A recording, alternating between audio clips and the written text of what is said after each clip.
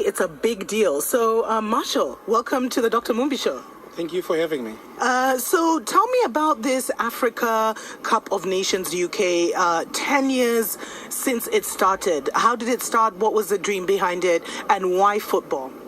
Yes, it's been a decade of success, growing from strength to strength. Yeah. The tournament was founded by Dennis Mahada, an immigrant from Uganda, who collaborated also with some of us from Zimbabwe. Yeah. And then we came together to develop this fantastic idea, what has now become the biggest community football tournament in the UK, involving 28 African countries. Wow, 28 that's over half of the total number of African nations. Yes, it is, and it continues to grow in stardom. But the whole idea, like you've asked, is to promote good community cohesion amongst us away from home. Here in our host country, we thought that this was a fantastic idea to bring us together and create opportunities for ourselves. So the tournament has been the backdrop of unity amongst the communities. It has bridged the gap that was inflicted perhaps maybe by ethnic conflict in Africa. Yeah. A lot of the migrant communities came here at the background of ethnic conflict, tribes and ethnicity rivals and warfare.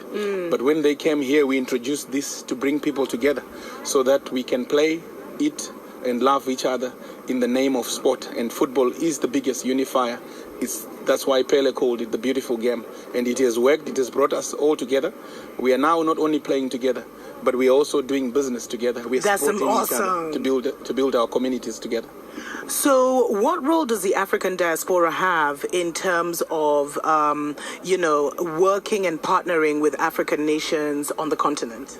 Well, what it has created is that this tournament has created a platform for us to know each other, to coexist together. We have an annual roadshow where the trophy goes to the trophy goes to the different embassies. Yeah. And what that brings is that it then brings opportunities for us to integrate, work together, get to know each other, and then sit together on a broader platform of developing ourselves as a community.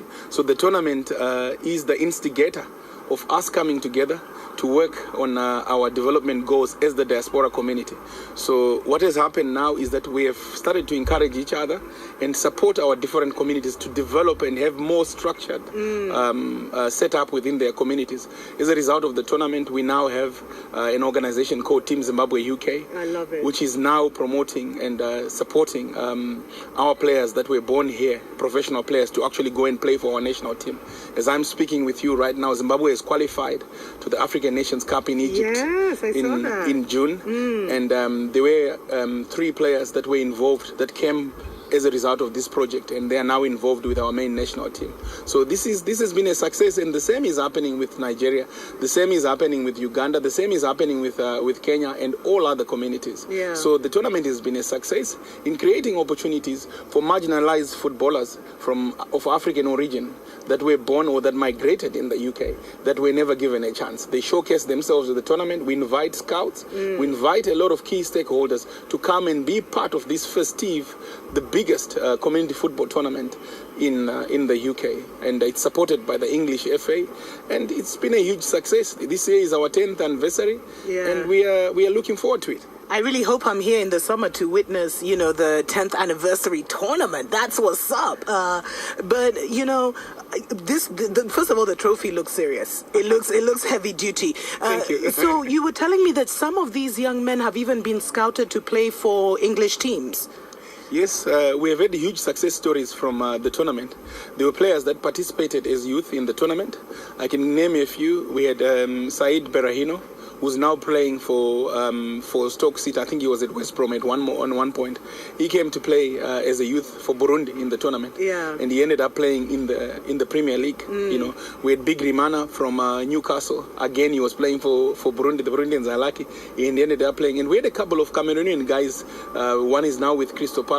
They came through the tournament. Amazing. And in Zimbabwe, we have our own player Macaulay Bon, who's now playing for Leyton Orient. At 19 years, he was playing in the tournament, but he's gone on to play play professional football. So the tournament has also helped to support the promotion of African football talent that has struggled in a largely marginalized football industry with racism. But the tournament creates the opportunity for our own people. So we're now having our own Nations Cup where we invite scouts to come and see our players playing in their own environment, in a place where they are comfortable and expressing their skills and leading to many being scouted from the tournament. From Zimbabwe alone, we have players that have participated in the tournament. They were scouted. One is in Serbia now, Tendai Chiteza, and another Tino Chibaro, who played actually 2 years ago with us, is now in Sweden playing professional football. He resuscitated his career as a result of this tournament. So it has been a huge success in promoting African football talent development in the UK. Wake up, wake up, wake up, wake up, wake up, wake up, wake up.